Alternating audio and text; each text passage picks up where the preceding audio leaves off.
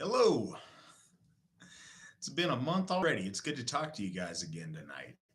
I was reading first, thanks so many people have lined up already for this evening's discussion, and I'm sure we've got more coming in. I appreciate you guys showing up early.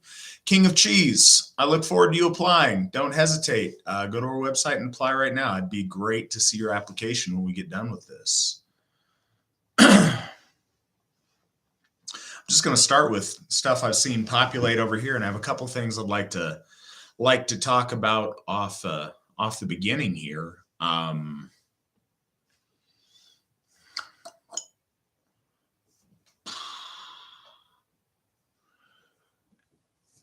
Gigasquid. What do I think about video games, and have I ever played Skyrim? Yes, I have absolutely played and defeated Skyrim. I think video games have their place. I think it's really easy to take some really hard stand one way or another. I think that video games ought not become a lifestyle choice, but they're fun. I've played plenty of video games in my time. Kind of go through spurts. I know one thing they do is if you're antsy and you got a lot of nervous energy and you need something to focus on because you're waiting on something, video games are kind of a cool way to work with that. But yeah, I don't think there's any one size fits all video game answer other than don't let your life suffer due to some huge amount of video game playing.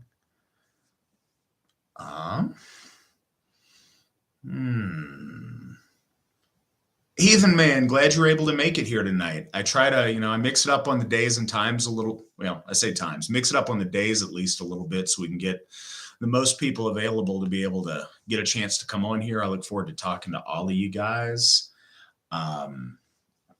Something I'm sure is on a lot of people's minds, and I already saw some talk about it in the chat, is everybody's hoping to hear some great things about Florida and about Njordhof.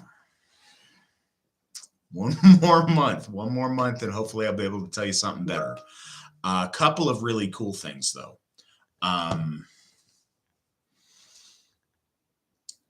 Since last month, actually, since the last week of January, we have had a huge amount of support with people stepping forward and being generous, both in straight up donations, which have been amazing. In straight up donations, since we started raising money for Njordhof, just here's some money for the Hof, we have raised just over 70,000. But as far as asking for people to lend, a lot of AFA members, out of AFA members, we have an offer to lend of just north of 300,000. I think 330,000 due to AFA members just wanting to lend. And we have another about 300,000 on top of that of friends of members and just friends in the overall community that would like to help. And a lot of that is no interest loans. So we have a lot of people who stepped up. Money is not our problem right now. We're currently working on some stuff. We've got about 4 different irons in the fire right now on planning. I hope you guys respect I can't go into super detail on it, or else, there's people out there that would like to muck it up for us. But we are working on it. We're working hard on it. And as I promised, way back when we started this, and I think we started the Njordhof push June or July of last year. And I know it's been a long time, but we're going to get there, and we're not going to stop until we get a Hof for Njordur. We're going to honor him with his own Hof in the state of Florida, and that's going to happen. We're just going to keep pushing until something falls through. And we've got some really cool options that we're working on right now that I'm excited about. But the good thing is you guys have stepped up. You guys have been super generous, super supportive. And we're very, very thankful. And it's my sincere belief that Njordur is appreciative of your guys' generosity in this. We're going to make it happen, I promise.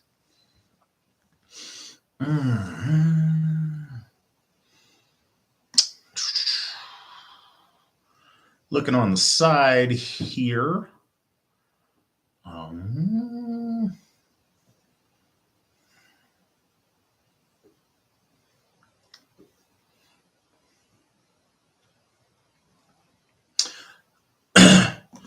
So I've got a question about what a Thula is.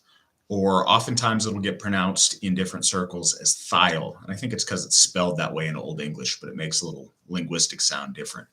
Point being, it's, I guess, a bailiff when it comes to a sumbel. It's somebody who's empowered at a sumbel to judge the words that are spoken and to speak up for the luck of the people participating in a sumbel.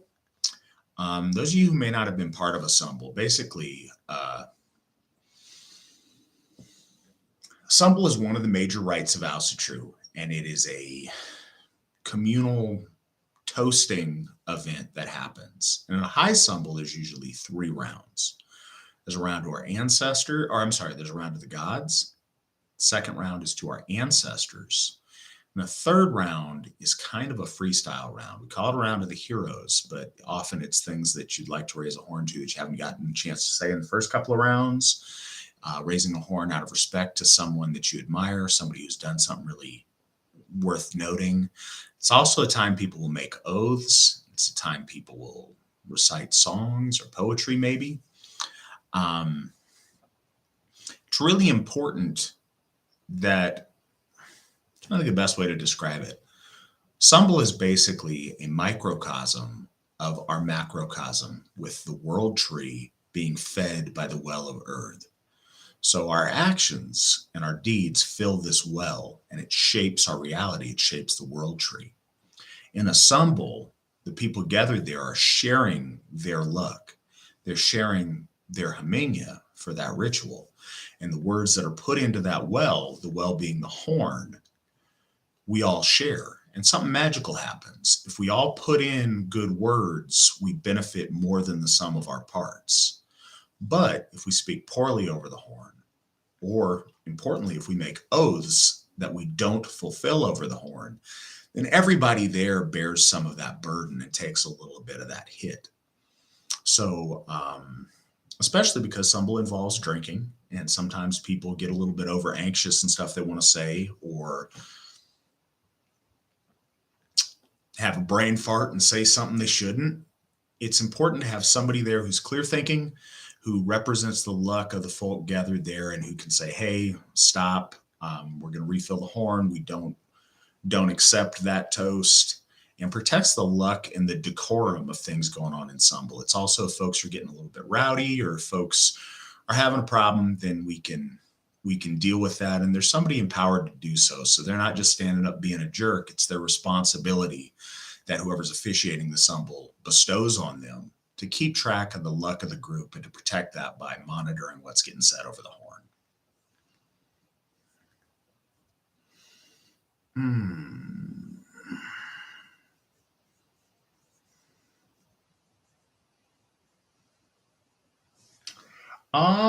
Ghost Nasty. You live in the capital of California and you want to take your family up to the main location. So it's not really the main location, but it is certainly our first Hof, and it's one of our very important locations, Odin's Hof up in Brownsville. And if you're in the capital, if you're in Sacramento, that's about a little bit over an hour from you. No, it's not generally open to the public. It is open to people who are interested when we have people up there. The trouble is, it's not like we've got a guy on site to where it's open all the time. We've got several folk builders, and hopefully our folk builders or my wife Mandy can put up the contact information on the side of the people in California you should talk to, who can let you in and let you guys see what's going on. And hopefully, if you talk to these folks, maybe you and your family could come up for an event and see what it's like.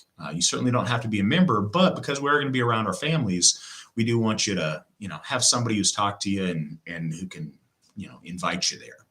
So a good one to talk to would be Sheila McNowlin, Sheila@runestone.org.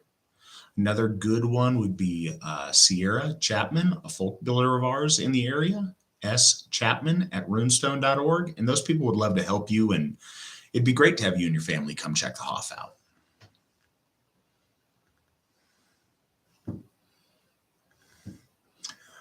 John Cleason in Fallon.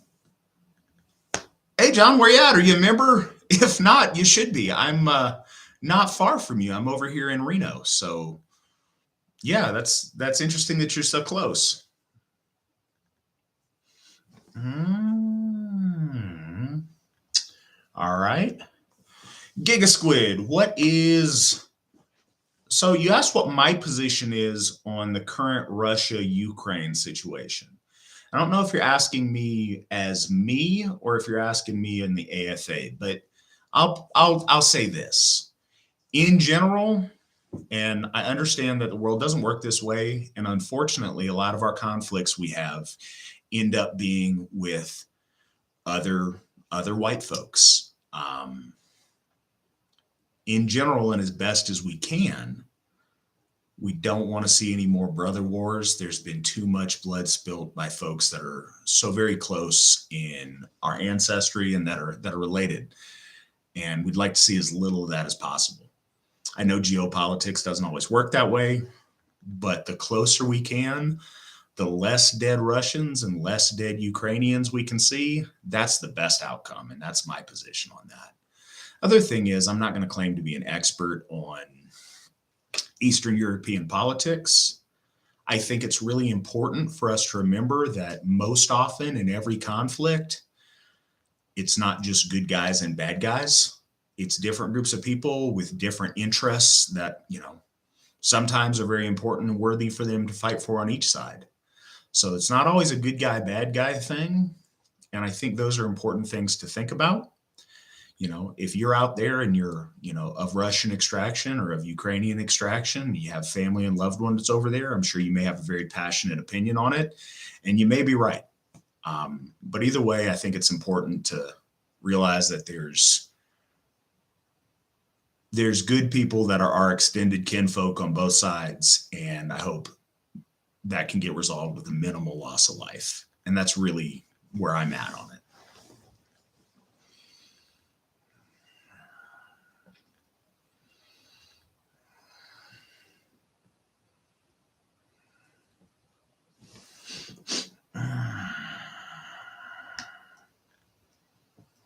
Sorry, guys, just catching up on the chat on the side.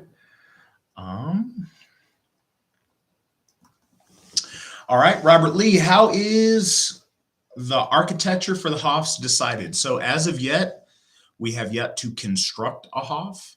Each of the Hoffs that we currently have are we have purchased an existing building and converted it to our purposes. Odenshoff used to be a Grange Hall. It was used for a number of charitable purposes, so the zoning was right. It's also set up really good for what we were trying to do. It had served as, I think, a youth retreat. It had also served as a community center and as a church for a time. And so that's our first Hoff there. Thorshoff.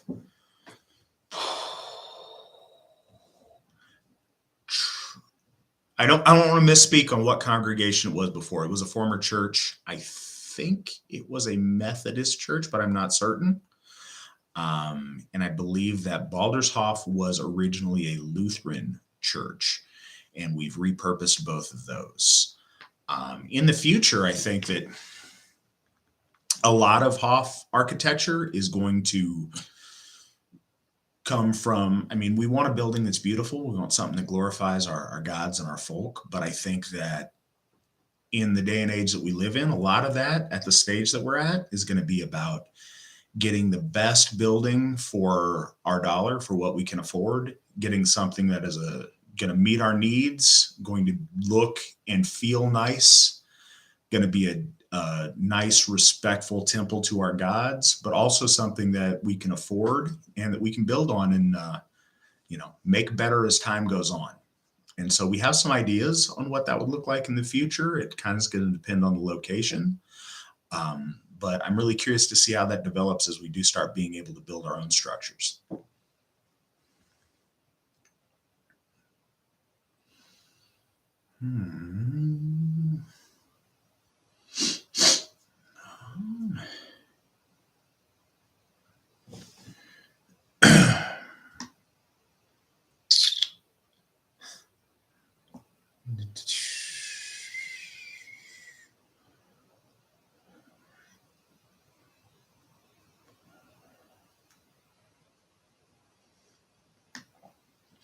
All right. Got a question about the hearth cult and domestic familial worship. Um, Ancestral veneration and your home religious practice is extremely important. And I think it's something that, if you haven't done it before, can be confusing as where to start. I think a lot of people assume they have to do something very elaborate or don't know quite where to start. Honestly, a picture of your ancestors and lighting a candle is a good place. Leaving out a shot or, a plate of food and saying some words to your ancestors is a really nice place to start. A lot of people have, a section in their house that has the pictures of their ancestors, or maybe artifacts, things that used to belong and have a connection to one of your ancestors. They'll go and light incense, light a candle there, make an offering, and importantly, bring their children, bring their wife, bring their family in front of that regularly to connect with our past, to connect with the spirits that watch over us, that watch over our household. And that ancestral veneration, part of the question was how that plays out in the broader Asatru Folk Assembly or in the broader Asatru practice. It's really the center of what we do. Ultimately, our gods, the great gods of our folk, are our most ancient ancestors. So they're an extension of that ancestral piety. Um, I think that us being respectful and coming before the altar of our grandparents and great great grandparents and folks that we may not have even met, but that have contributed to us being here, and we believe that they watch over us as their descendants. Our respect for that should translate over in a general respect for family broadly, for the sanctity of someone's household when we go in. There's an altar space there. There's a section of the home that's sacred. The home itself is sacred. So when we're a guest in other homes, it should transfer to that as well. And it should also, and I think this is really important and often overlooked today, a respect for, it's very easy for us to, after someone passes, put up a picture and treat them with respect. It's a different story when they're still here. And I think that we need to, I don't know, the hearth cult ultimately should help us be more respectful to our elders, more respect to everyone's elders, to the elders of other families, and specifically to the elders in our own families. And that's how I think that the home hearth cult affects the broader Asatru practice. At least that's the short version.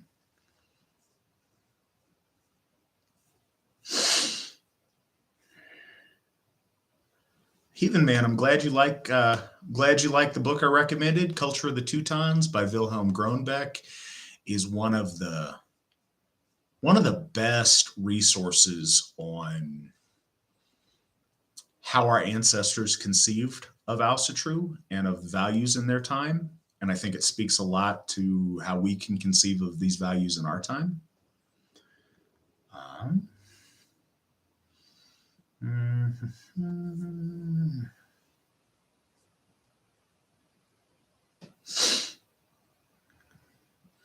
Um, Z Moon, does the AFA have a manual or a code of conduct to follow during our meetings? No, not really. I talked to Whitten Brandy Callahan last night about this sorry, I'm a day off. I talked to her Monday night about this. I think over time, something to a degree that way will get closer.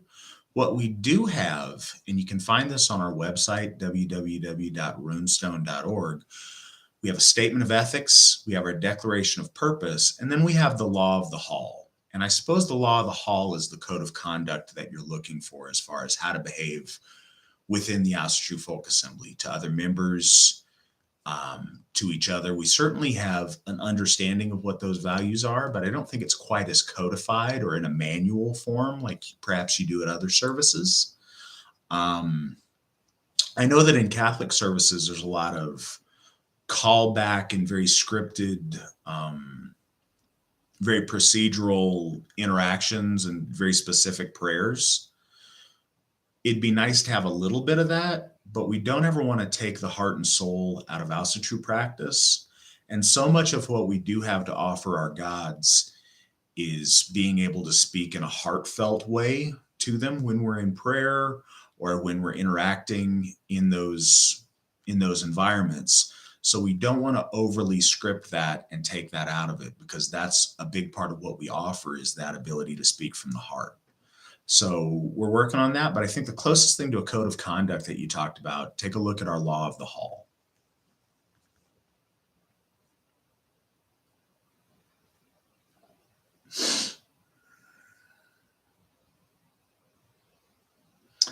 The Solutrean. It's a good question. For the folks living in countries like Russia, Italy, and Greece, could they worship their own pantheons and still be a part of the AFA? So that becomes a little bit complex because some of those places are further outside of.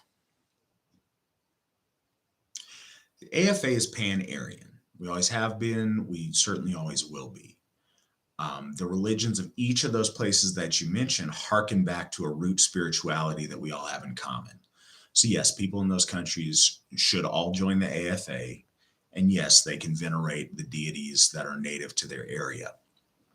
But in the AFA's official AFA practice, we honor those deities under the names, the attributes, and the identities that we know them in the Germanic culture, because that's what's come down to us and it unifies us in our worship. But we do believe those are all reflections of the same root deities. And yes, there's obviously some variance, especially when you get into Greco-Roman pantheons. There's some mixing and matching and things that doesn't always translate the most comfortably or the most easily. I think when you see Russia and you see Slavic deities, it translates a lot more one for one, a lot easier of an understanding. But absolutely, I would love for us to have an increase in our members in those places. We already have several members in Italy. I'd love to see more of that.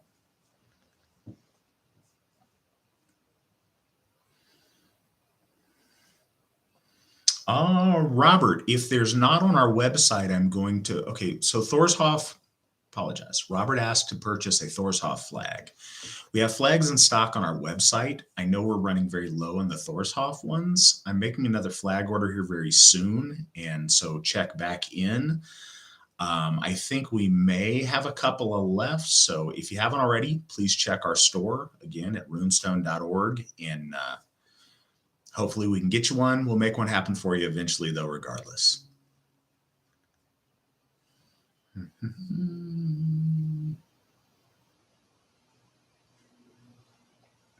Imperium Press, I'm glad you could make it tonight. It's tricky. One of the really nice problems to have is literally the sun never sets on the House of True Folk Assembly. We've got members from, I don't know, South Africa, Italy, Sweden, other places further west in Europe, all the way over to Australia and New Zealand. And it's just not possible to have a perfect time where everyone can make it. So I appreciate you guys that do make the effort to show up. I love getting the opportunity to talk to you. And those that haven't yet, I hope to talk to you in the future. And I'm glad this worked out for you.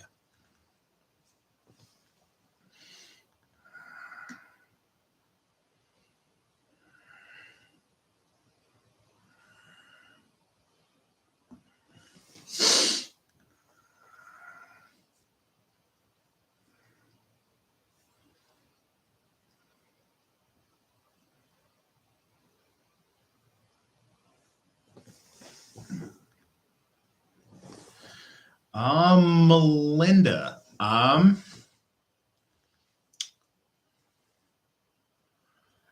think I understand what you're asking as far as home properties and such. Stay tuned. I don't have anything really cool to tell you right now, but I may very soon. A lot of what you're talking about the idea of intentional communities float around. There's been a lot of discussion behind the scenes. And check back with me when we're on the other side of the Njordshof purchase, and we may have something really interesting to talk to you about. Okay.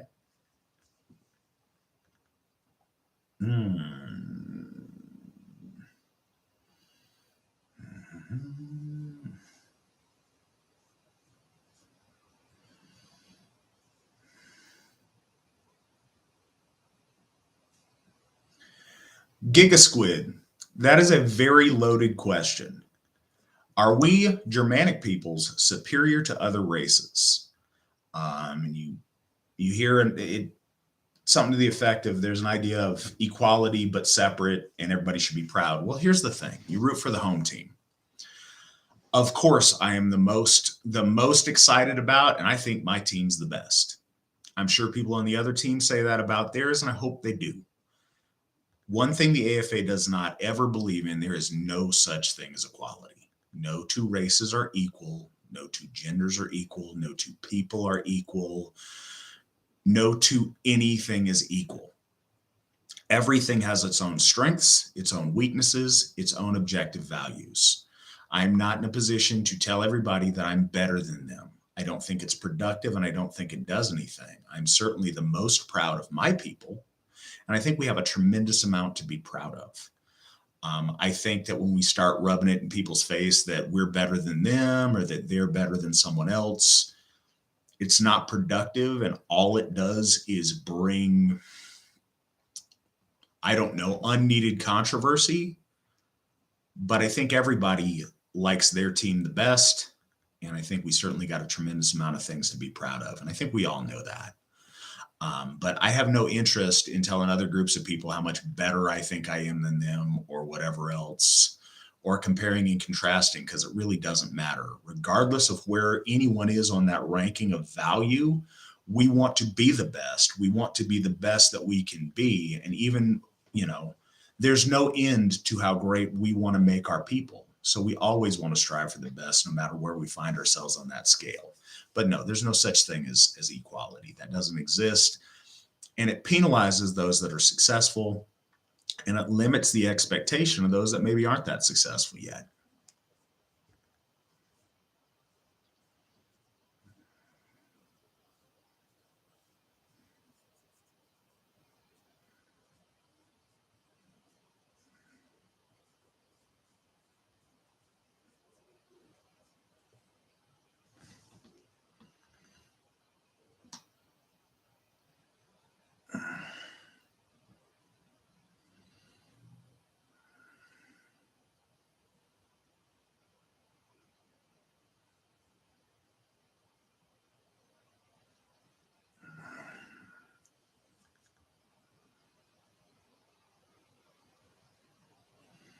Hmm.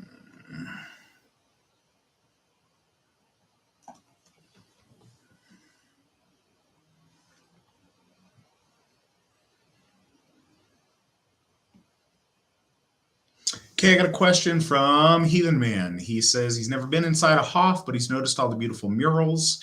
He wants to know if it was common to have carved statues inside temples in the past. I'm sure it was. We have a couple examples of that. We have very little literature on what it was like altogether, but certainly throughout all Aryan religiosity, carved statues have been a thing. Um, those are difficult. They take a lot of skill. I would love to have carved statuary at our Hofs, and that would be a fantastic thing. We've seen a lot of that on a small scale. I think we'd all love to see big carved statues. Right now, it's amazing to watch the murals that we have when they go up.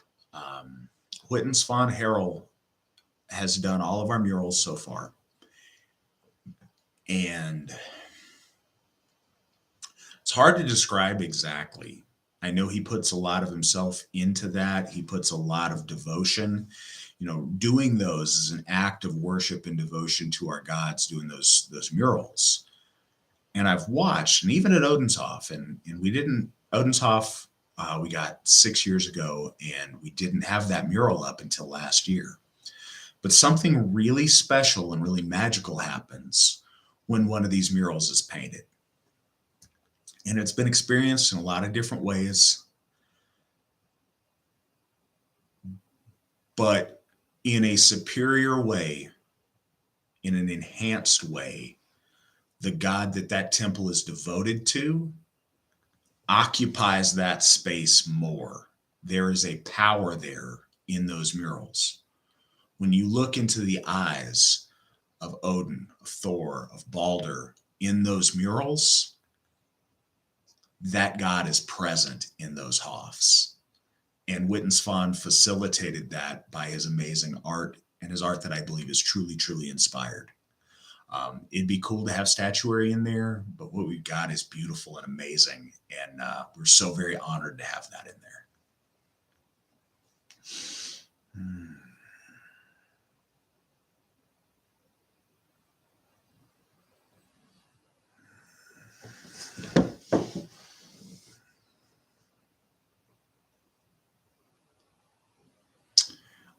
Z Moon, are there chapters coming to Alabama? Well, we have a lot of Alabama members.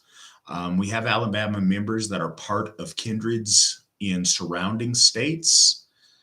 I think one of the things is right now, and this is way better than it's ever been. And every month that gets by, this gets even better. But got to be willing to travel a little bit to meet up with other folks. But very close to you, like a state over in Florida, we're having a Hoff here very soon. We've got kindreds. Trying to think of what's close to you. We've got one in Tennessee right now. We've got one in Florida, one in Tennessee. Got a kindred in South Carolina. We've got kindreds close to you, and we've got a lot of activity close to you. So don't let that hold you back. There's plenty of great AFA members in your area. And if you want an AFA kindred, join up, link up with a couple other AFA members, and we'd love to see one get founded in Alabama.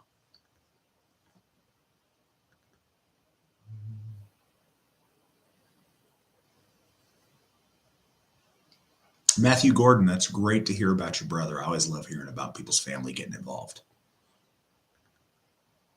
Or brother-in-law, rather. I'm sorry.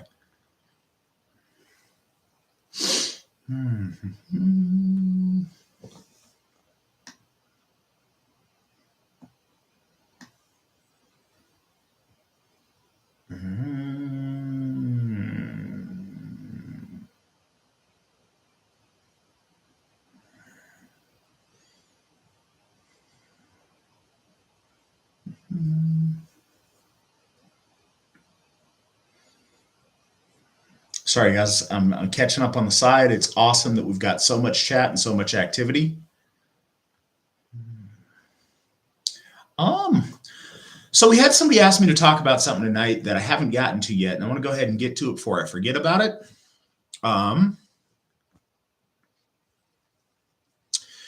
Couple few things, and I mentioned earlier when we talked about the hearth cult how important ancestral worship and veneration is. And I think that goes hand in hand to the appreciation that so many of us have with history. And we always look back to these, bygone ages and great things that people of the past have done. And I think it's really important that sometimes we stop and realize that history is happening now.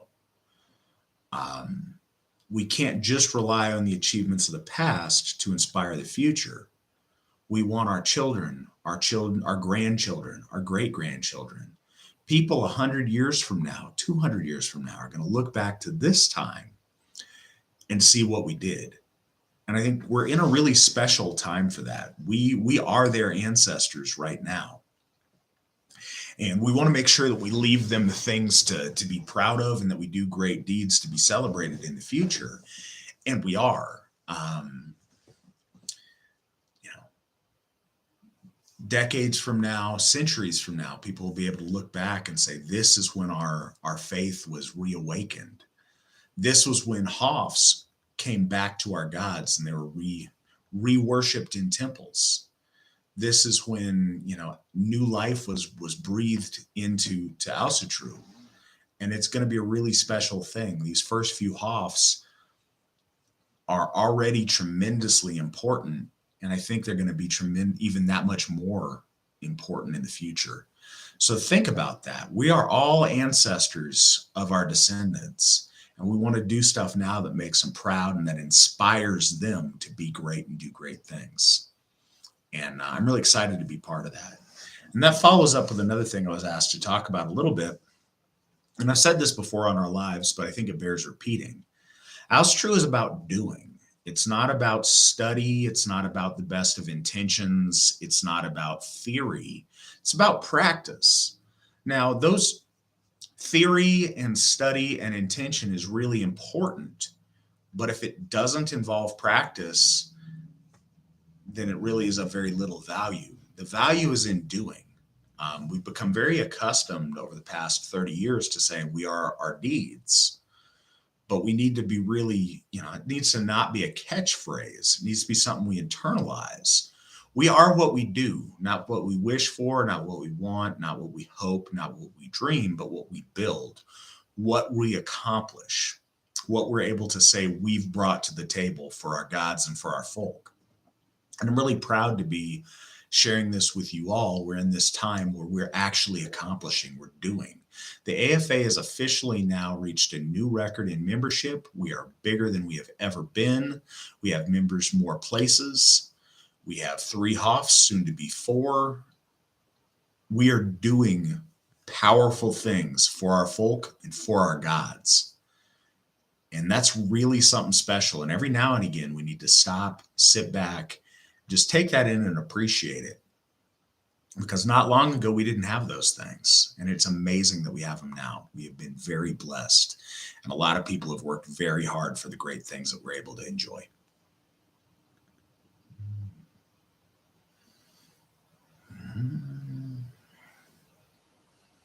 Wild Wolf, yes, there's tons of stuff for you to join in Florida. We have an amazing kindred in Florida, American Crow Kindred, headed up by folk builder and soon to be Gothi Lane Ashby. They're doing amazing things. They've been the tip of the spear on getting Njordshof established. That's coming around very soon in the state of Florida. So there's awesome stuff happening in the state of Florida. Reach out to L. Ashby at runestone.org if you want to get involved, and Lane would love to help you get started.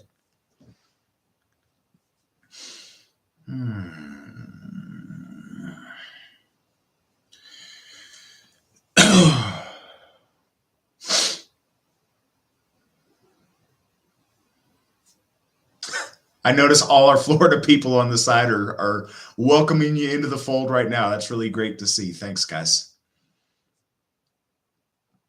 The Salutrian. We've talked about, he asked if the AFA gives medals to people, to its membership for doing good things. He mentions for mothers having multiple children and for long-time membership. Yes and no. For those things, no, but I would certainly consider those things and the things that have been talked about. We give out to folk builders that are excellent. We give out a folk building excellence medal every year to folk builders that have done a really great job that year. We also give out AFA honor rings to people that over the course of time have put in exceptional amount of work for our AFA. And that doesn't have to be somebody at any particular level of leadership. It's people who, as members of the AFA, have really gone above and beyond for their folk. And only a very few of these have been given out, but we do give those out. And then we once you are ordained, our Gothar have special rings for that. In the future, we'd love to give medals, though, for those kind of things that you mentioned. I think that's always a special thing to acknowledge people that have gone above and beyond.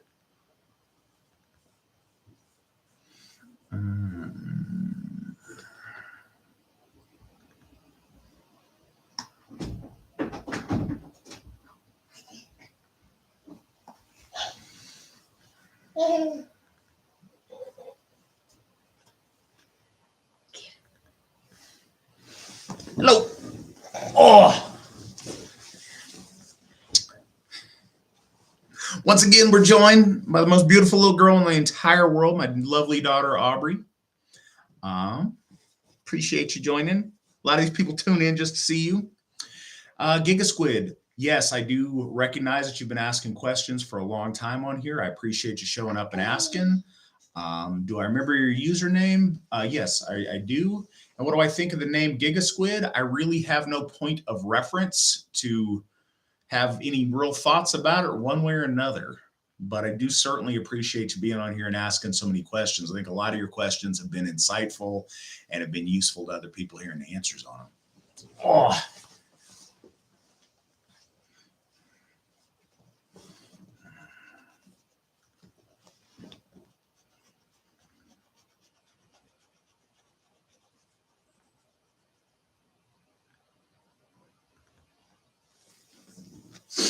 Um, so one of our folk builders, Zach Cato, is asking if I can. All right, I'll let you down, baby.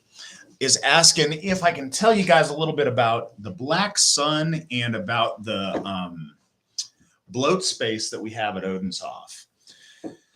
So some of you may have noticed that we utilize the Black Sun a lot in our imagery. The solar imagery is super important to our folk, and it always has been. The idea of the sun wheel generally has always been very sacred to our people. Archaeologically, there are just the equal angled cross sun wheels in ancient Gothese staves. It's always been a symbol of sacrality for our people. The black sun harkens back to ancient Alemannic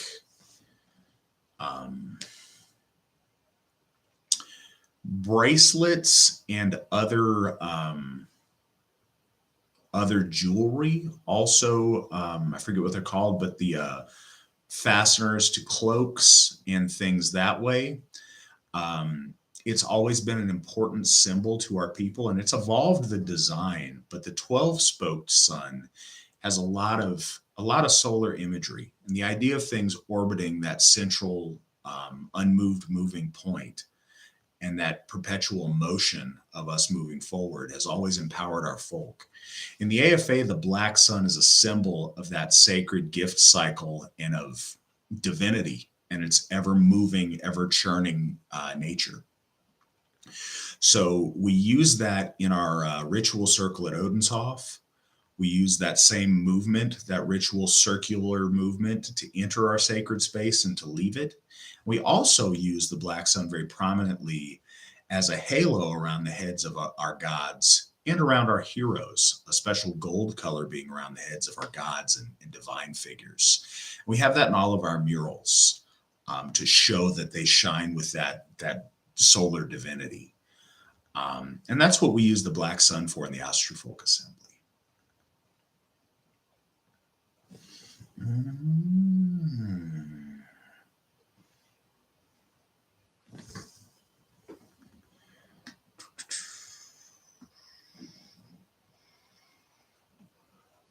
Courtney, not having seen the art piece, it's hard for me to just blanket say yes, but I'm inclined to.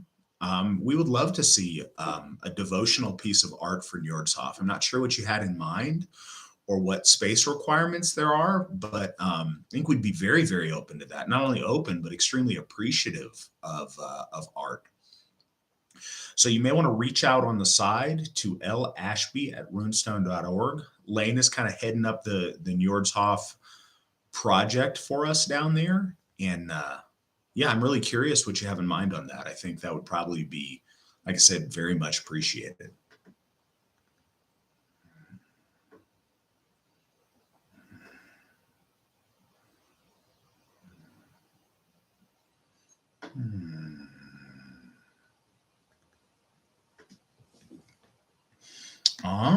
So as far as we got a question about, is there any rituals or ceremonies regarding the birth of a child?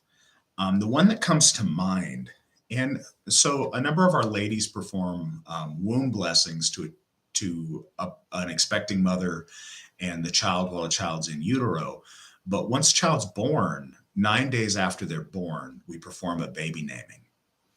And yes, there's historical examples where in the literature I can't point out right this second, but the idea is affixing the name and the luck that goes with that and pieces of that ancestral folk soul to that child and introducing that child to the gods and the folk as a member of our AFA family. And the baby namings are one of the most special things that we get to do as Gothar, one of the most special rituals that we get to perform. And we've done that and been evolving that ritual over time. And like I said, it's one of the most special things. It's really hard. If anybody who's been at one that I've done, it's hard to keep a dry eye when you're doing it. But it's a really special ritual, and I hope you get a chance to see one. And yeah, that's our big baby being born thing that we do at our Hofs and with our Gothar. And like I said, it's very special, and it ceremoniously and in a holy way introduces and integrates that child into their family, into their ancestral inheritance, and into our community.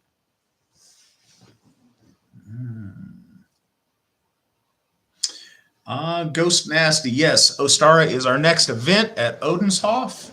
I believe, without looking at the calendar, that's going to be on the 19th.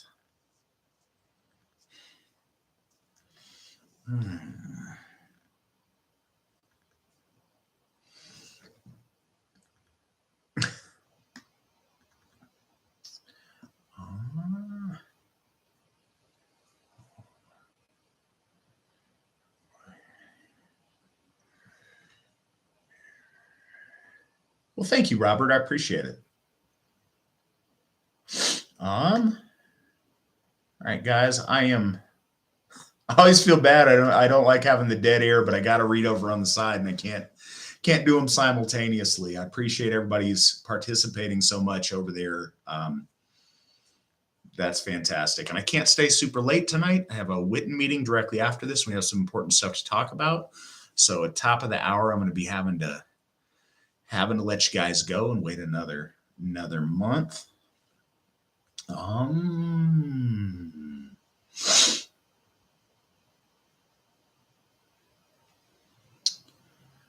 Aristos, absolutely I do. I think that those 12 Aesir, and you go beyond that number when you talk about the Asenur after that, and we want to honor our goddesses as well. But the 12 Aesir in that in the poem, the Gylfaginning, and what we're basing the order of our Hofs on, I think there's absolutely a solar symbolism between that, between the months of the year, and between the rays of the black sun. I think there's absolutely something there.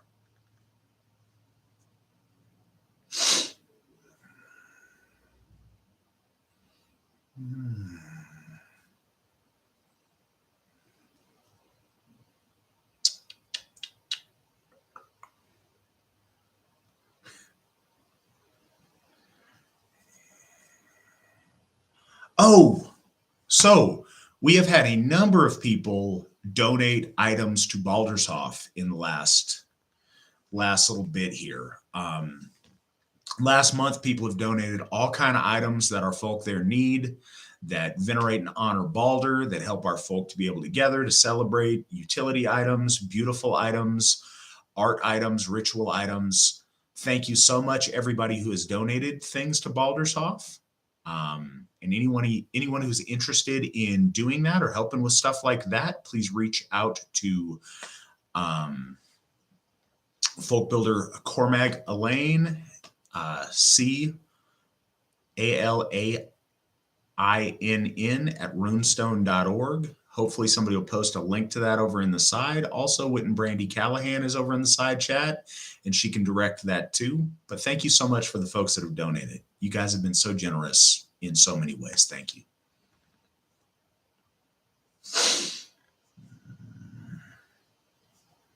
Question: how does your physical health inform your spiritual health? So, something that is essential to our concept of the soul is the connection between your physical body and your appearance and your soul. And the one is a reflection of the other to a degree. Our faith is holistic, and we believe that things that go on internally, things that go on genetically, and things that go on physically are all related, rather. And there's a synchronism to those. Taking care of yourself and being physically healthy. Now, again, we've got to play the hand that we're dealt, and some of us have conditions beyond our control. All of us can be healthier than we are today. All of us can be a little bit fitter, a little bit stronger, a little bit faster, a little bit prettier, a little bit more handsome. We can all be a little bit better than we are, always. And the better we are physically, it helps us be better spiritually. I think in turn, the more sound we are spiritually, the more apt we are to look good, to present ourselves well, to hold our head high, and to be in a better physical condition. The two are very, very intricately related. One of the other things I'll say to your physical health, and like I said, there's plenty of exceptions to the rule, but so much of your physical well-being is within your control, and it's a literally on the face of it testimony to your willpower and to the strength of your will. That strength of your will is your fundamental spiritual power. Having the will to get in shape, to be in shape, to keep yourself healthy, to look good, to present yourself well. Those things are all an exercise in will. And one of the cool things about those, no matter where you are, they're an easily accessible thing. Now, when I say easy, it doesn't mean it's easy to achieve those things, but it's not confusing. It takes a lot of willpower, but it's something that you can start right now. You can start tomorrow and make progress on your physical condition. And so I think they are intimately related, and I think the one speaks to the other very much.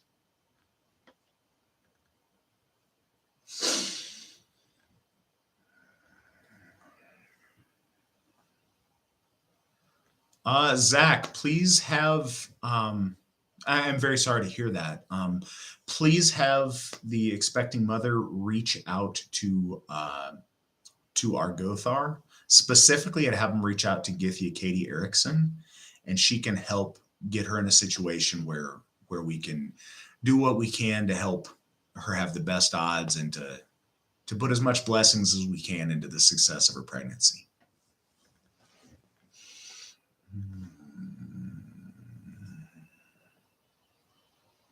Excellent, King of Cheese. I'm very glad to hear that.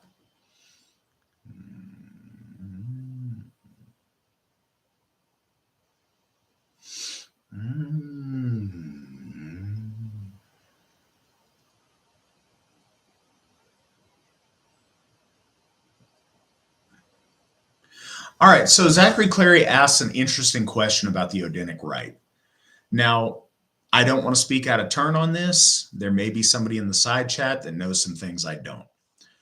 I'm asked what the difference is between the AFA and the Odinic Rite, and it's identified that one is UK based and one is US based. I think that would have been an okay thing to say 20 years ago. When I first got involved in Asatru, the Odinic Rite was relatively active, and the AFA was less active than we are now. I will say this: I have not seen any activity from the Odinic Rite, certainly not from the Odinic Rite Europe, in over a decade. I've seen some Odinic Rite members. I know there's some guys in Texas that are very active that are part of the Odinic Rite, and I know there's a couple in Oregon that are very active that are part of the Odinic Rite. Outside of that, maybe 6 people, I have not seen any Odinic Rite action in a very long time. I've heard that they're very active in the prison system as far as prison outreach, and I heard there's a number of kindreds in correctional facilities that are Odinic Rite affiliated. I've heard and seen nothing of their leadership in my entire time. One of the things, because I do appreciate the history of the Odinic Rite very much, that I did when I became Alsherigothi was to reach out and send a letter to Heimgest and try to form some kind of a relationship with them. And I didn't get much of anything back. I spoke to, again, that one member in Portland, and that's all I can tell. So when I talk to folks in England, when people apply, every now and again I ask, and they don't seem very familiar with the Odinic Rite at all. I think the Odinic Rite has a really important history way back. But like I said, it's been well over a decade since I've seen or heard them do much of anything. So I don't really think they're much of an active concern these days. Again, somebody may know more, and I'm in no way trying to say anything disparaging. I've just looked and I haven't been able to find it.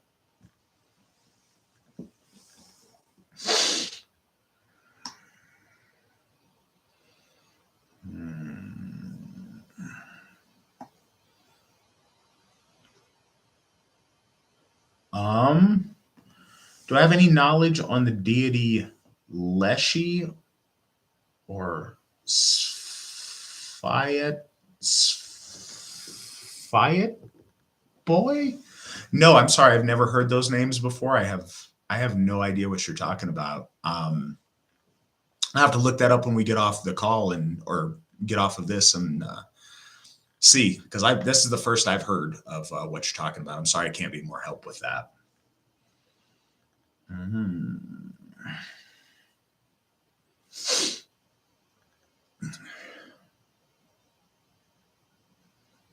Well, I'm glad you appreciate these, Heathen man. I love doing them. I look forward to them every month. I love talking to you guys, and like I said, I'm really glad you guys appreciate these because I sure love doing them. Mm. Tracy, I know what you mean about hearing somebody else pronounce something that you thought you had the right way, and they pronounce it different. And it's always odd to hear things that have become familiar to us one way get pronounced differently. And sometimes we're right on it, sometimes we're wrong, but it always sounds strange when you hear it different. Mm.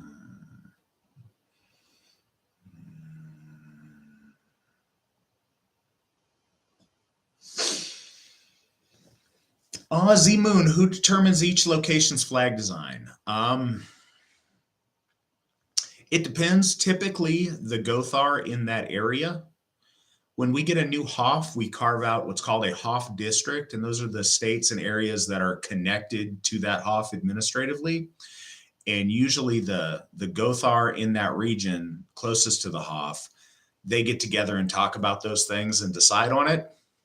I'm fortunate because I kind of get to put ideas out there and I get a little bit of sway with it, but it's really important that the people there who are officiating, who are putting so much of themselves into those hofs, into those temples, have that say and get to express themselves in those flags and that they're meaningful to those folks. So those are the folks that get to decide on those. And I know that some of those, people talk with other members of leadership in their area and other members that are maybe particularly involved in it. But usually that decision is up to the local Gothar in those areas.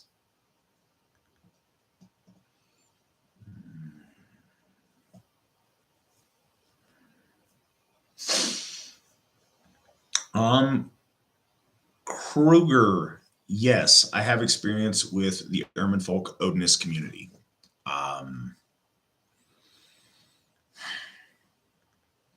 My experience is very negative with those folks. I think that those folks tend to be very negative. I think they tend to be dishonest. And I think that the leadership of that group is very dangerous, and I would stay very far away from that. I have no idea who all their members are. They're very secretive. They may have some amazing members.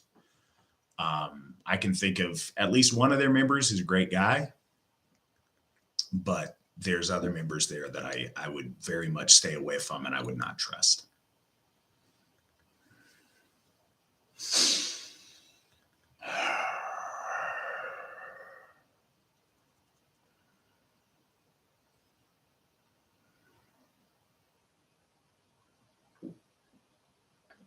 Hey, King of Cheese, so many people, I think the other team doesn't realize, so many people have come to the AFA by listening to other people criticize us and by checking it out for themselves.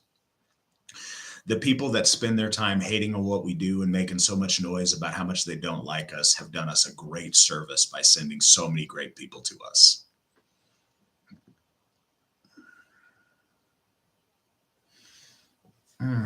Okay, guys, I'm gonna have to wrap it up real quick. I'm gonna try to answer the things that I see still on the screen. How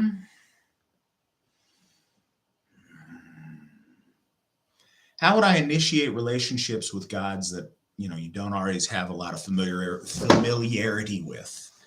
I think that overthinking it is to our detriment. These gods are connected to us by blood and by who we are. And I think that the best and first step is just make an effort. The simple act of opening up, coming before your altar and saying, hey, I'm here. I want to know you better. Here, I poured you out a shot and I lit a stick of incense. and I'm just going to sit here and open myself up. And if you want to, if you want to reach out, I'm here and I'm listening. That sounds so very simple, maybe even sounds childish, but I have found that that's profound. That is the root of the relationships that I've tried to build with our gods. That's exactly how I started out when I first became Asatru, on trying to establish a relationship with the gods. And I could not recommend that more. Just keep it simple. Come before your altar.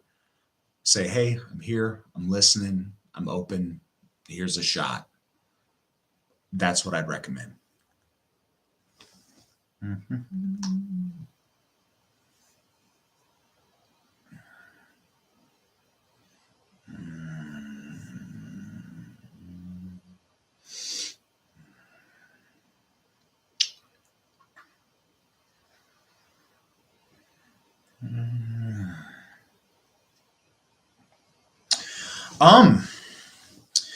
David, your question on how we should describe the AFA and what it is and what we're about when you're trying to explain it to family and non-members.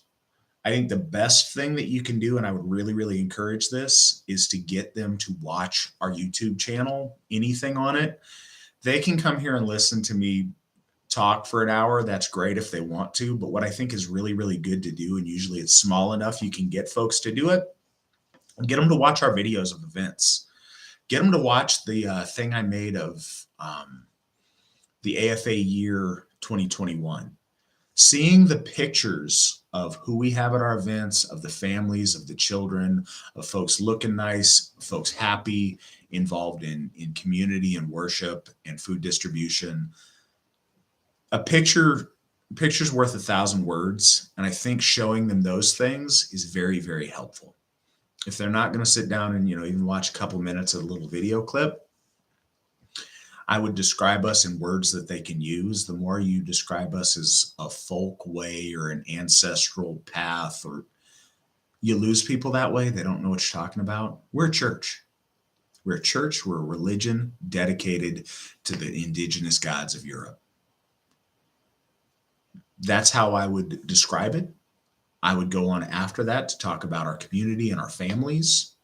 But that's the first steps that I would do. And again, I think that those videos of what we do is a great first step forward. Also, you could send them a copy of the runestone. You could email that, forward one of our runestone copies to them, and they could, see and read that and see what we're about. I think that all of those things are a great way to introduce us, and they put our best foot forward. All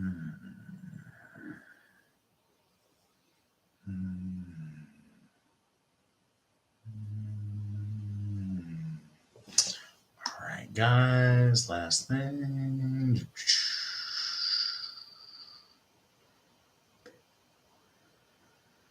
All right, guys, thank you so much for being here tonight. I'm about 4 minutes late to the meeting I got to be at, so I do have to let you guys go.